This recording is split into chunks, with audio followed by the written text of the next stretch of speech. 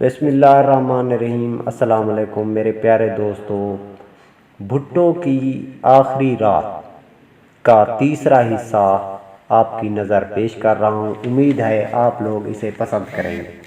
پھانسی کے بعد لاش کو عام طور پر آدھا گھنٹہ سے پونا گھنٹہ تک لٹکنے رہنے دیا جاتا ہے، مگر اس پھانسی کے بعد بعض افسروں کو اس قدر بے چینی تھی کہ ڈاکٹر کو صرف چند منٹ بعد پھانسی گھاٹ کے اندر جا کر چیک کرنے پر مجبور کیا گیا۔ ڈاکٹر اصغر علی شاہ نے پھانسی گھاٹ کے اندر ملک کے سابق وزیر اعظم کو لٹکے دیکھ کر ان کی نبض دیکھی۔ انہیں لمحہ بھر یوں لگا جیسے وہ ابھی زندہ ہیں، اور پھر اگلے لمحے انہیں یہ محسوس ہوا کہ انہوں نے بھٹو کی روح کو اپنی آنکھوں کے سامنے قفس اکثری سے نکال کر خلا میں تیرتے دیکھا۔ ڈاکٹر اصغر علی شاہ نے بتایا کہ پھانسی گھاٹ میں بھٹو کی لاش لٹکتے دیکھ کر وہ خوف زدہ ہو گئے، حالانکہ اس وقت تک پھانسی گھاٹ میں ان کے علاوہ 3 جیل کے چند افسر بھی آ چکے تھے۔ ڈاکٹر اصغر علی شاہ نے اسٹینوسکوپ میں سابق وزیر اعظم کے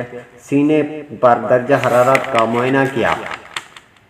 کل بند ہو چکی تھی۔ ڈاکٹر نے باہر نکل کر سابق وزیر اعظم کی موت کی تصدیق کر دی۔ بعض کاغذات پر دستخط کیے۔ بشیر احمد خان مجسٹریٹ نے ان کاغذات پر تصدیق ڈالی اور سپرنٹنڈنٹ جیل یار محمد نے بلیک وارنٹ پر لکھا کہ مجرم کو پھانسی پر لٹکا کر مار دیا گیا ہے۔ اس کے نتیجے میں دستخط کر دیے۔ دستخطوں کی اس کارروائی کے 10-15 منٹ کے اندر گزرے کہ آدھا گھنٹہ کے بعد جیل کے 2 افسر جلاد تارا مسیح کے بھانجے سمیت پھانسی گھاٹ کے اندر بھٹو کی لاش کو اتارنے کے لیے چلے آئے اور لاش کے گلے سے پھندا اتار کر لاش کو اسٹریچر پر ڈال کر پھانسی گھاٹ سے باہر لایا گیا۔ اور مجید قریشی نے بتایا کہ جب پھانسی گھاٹ کے اندر پہنچا تو ان کے صادق مسیح کی مدد سے لاش اسٹریچر پر ڈالا تو ایک دم یہ خیال آیا کہ پھانسی لٹکنے سے پہلے بھٹو صاحب ایک طلائی انگوٹھی پہن رکھی تھی۔ مجید قریشی نے صادق مسیح سے انگوٹھی کے بارے میں استفسار کیا تو صادق مسیح انگوٹھی کو بھی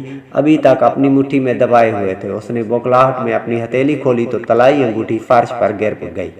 مجید قریشی نے یہ انگوٹھی اٹھائی اور اسے امانت کے طور پر اپنے پاس محفوظ کر لیا۔ بعد میں مجید قریشی نے سہالہ کیمپ جیل میں جا کر یہ انگوٹھی محترمہ بے نظیر کے سپرد کر دی اور یہ بھٹو مرحوم کی شادی کی انگوٹھی تھی۔ بیگم نصرت بھٹو کی طرف سے بھٹو مرحوم کے لیے پیار کا سب سے پہلا تحفہ تھا۔ یہ انگوٹھی مس بے نظیر نے اپنی والدہ تک پہنچائی تو اس انگوٹھی کو دیکھ کر بیگم نصرت بھٹو رو پڑی اور ان کے آنسوں میں آنسوں کا دریا پھوٹ نکلا۔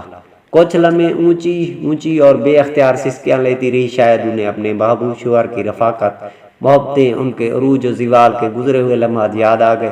بیگم نصرت بھٹو کے ساتھ مس بے نظیر بھی ہلکان ہوتی جا رہی تھی۔ یہ وہ دن تھا جب بھٹو کی لاش کو گڑھی خدابہ کے قبرستان میں سپرد خاک کیا جا رہا تھا۔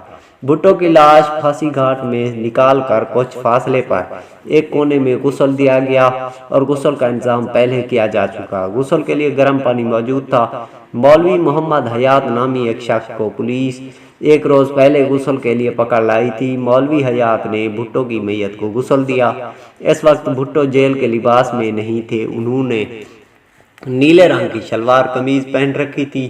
بقول مولوی حیات نے سینکڑوں مردوں کو نہلایا، غسل دیا، مگر جس قدر عقیدت کے ساتھ اس نے بھٹو کی میت کو غسل دیا، شاید اتنی ہی عقیدت سے کسی دوسرے کو غسل نہیں دے سکے۔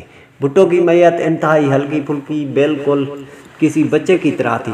غسل 2 گیس لینپوں کی روشنی میں دیا گیا۔ غسل کے بعد اس نے بھٹو مرحوم کی میت کو چارپائی پر ڈالا اور جیل حکام کی طرف سے مہیا کیا گیا کفن اوڑھا۔ بھٹو کا چہرہ انتہائی معصوم اور پروقار تھا۔ یوں لگ رہا تھا جیسے کوئی معصوم بچہ ہو، کسی فرشتے کا چہرہ ہو۔ چہرے سے روشنی کی لہریں پھوٹ رہی تھی۔ جس وقت بھٹو کو غسل دیا جا رہا تو جیل کے احاطے میں بہت سے لوگ کھڑے تھے، مگر ہر طرف سکوت طاری تھا اور سناٹا، خاموشی تھی، جیسے سارا ماحول سوگوار تھا، کسی مدھیر کیفیت نغمے کی طرح۔ مولوی حیات نے بتایا کہ بھٹو کی میت اس قدر ہلکی پھلکی تھی کہ آسانی کے ساتھ اکیلا اس میت کو اپنے ہاتھوں سے اٹھا سکتا تھا۔ اس نے کہا کہ وہ سمجھتا ہے اس قدر اس کو قدرت نے اتنے بڑے آدمی کی سعادت نصیب فرمائی۔ فرما دیے۔ لوگ اسے تاریخی شخصیات سمجھتے تھے۔ مولوی حیات محمد نے بتایا غسل سے پہلے اور بعد میں ایک فوٹوگرافر نے بھٹو کی میت کی تصویر بنائی تھی۔ وہ لمحے انتہائی ستم ظریف تھے کہ پاکستان ایک بادشاہ اگلے جہان جا رہا تھا اور اس کی میت کو غسل دے جانے کے بعد وقت جیل میں کوئی فاتحہ پڑھنے والا موجود نہیں تھا۔ شاید وہ اکیلا شخص تھا جس نے بھٹو کی میت پر فاتحہ پڑھی۔ مولوی حیات محمد نے بتایا کہ جیل والوں نے اگلے روز رخصت کرتے وقت 30 روپے معاوضہ دینا چاہا مگر اس نے رقم لینے سے انکار کر دیا۔ جیل والوں نے سمجھایا کہ پیسے کم ہونے کی وجہ سے نہیں لے رہے تو انہوں نے مجھے 50 روپے دینے کی کوشش کی تو اس نے انکار کر دیا۔ بھائی لوگوں، میں نے جس شخص کی میت کو غسل دیا وہ ہمارا بادشاہ رہ چکا تھا۔ میرے لیے یہ سعادت کافی ہے۔ یہ تھے مولوی کے الفاظ۔ اس کے ساتھ میں بھٹو کی آخری وفات کے سلسلے کو ختم کر رہا ہوں۔ چلتے چلتے پاکستان زندہ باد۔